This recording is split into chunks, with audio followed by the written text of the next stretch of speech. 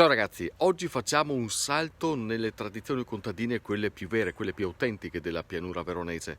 Per esempio, sapete perché il far San Martin, questa espressione, si associa al trasloco? La spiegazione è su quel carro, perché erano quello che le famiglie contadine caricavano quando dovevano abbandonare la campagna del proprietario. Cosa si metteva sul carro? Sul carro si metteva tutto l'occorrente per la famiglia contadina, per esempio cominciando dal letto con il materasso di brattee del mais, Con i scartossi? con i scartossi, ecco, tra virgolette gli scartossi.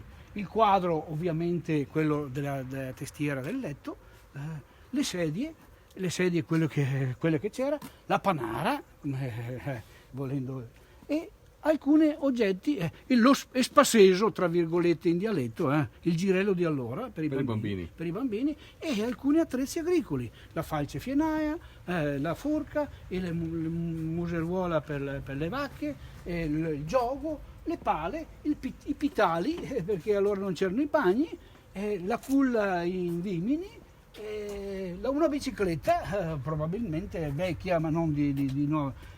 Quello che c'era, ecco, per esempio qua potete vedere anche i famosi balsi fatti di carex per legare i covoni, che ovviamente si mieteva a mano con la falce missoria. Non era un momento facile per i contadini, vero? No, era un momento, avevano il magone normalmente quando partivano, perché potevano partire anche cacciati dal padrone, oppure andavano da un'altra parte, da un altro padrone che magari non sapevano neanche com'era, magari poteva essere migliore o poteva essere peggiore di quello che lasciavano, quindi partivano così un po', non sapevano anche quello che poteva succedere.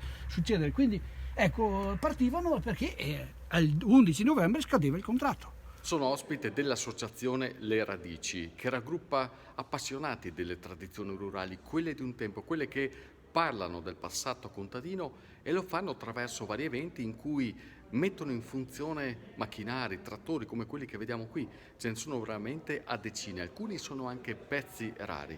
E a questo punto allora andiamo a sentirlo, il rumore di questa storia. Tum, tum, tum, tum, tum, tum, tum, tum, tum, tum.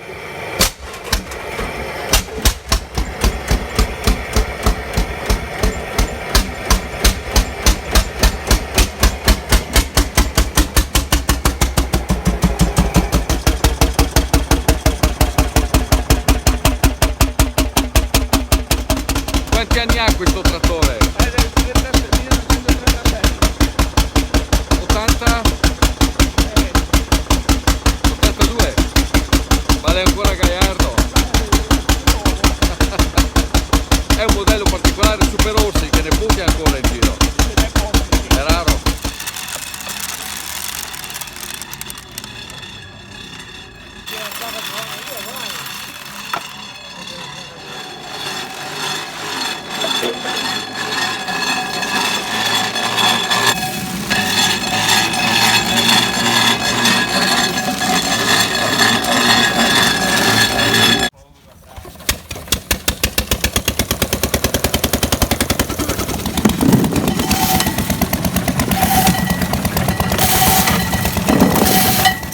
Carlo, come si fa i sugoli? I sugoli si raccoglie e si va a raccogliere l'uva marinera. Quella che resta, no? Quella che resta, uva fragola, che è la più buona. Che è la più buona.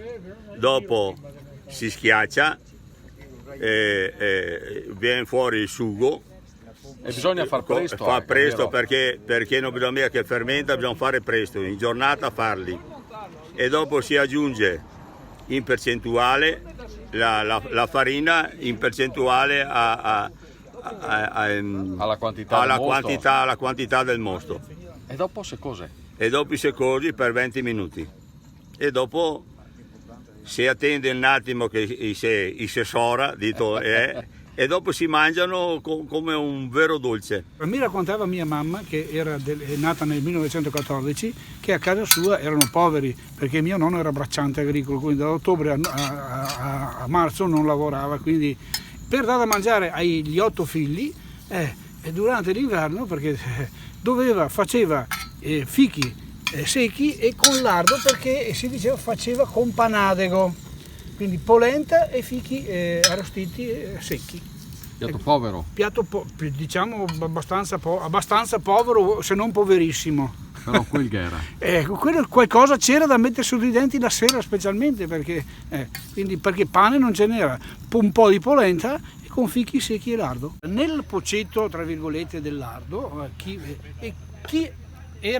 aveva una stortina, il salametto, per non buttare via niente, utilizzava anche quel grasso che era rimasto del lardo.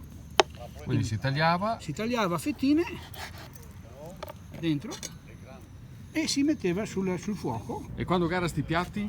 Quando era sti piatti, era una festa, specialmente la stortina e il salamella, era una festa ricca, era un pasto ricco, e quindi, perché non sempre ci si poteva permettere queste robe qua, insomma. Quindi, È ancora una festa, Giancarlo. Per gli agricoli sì, E per i questi- tradizionalisti.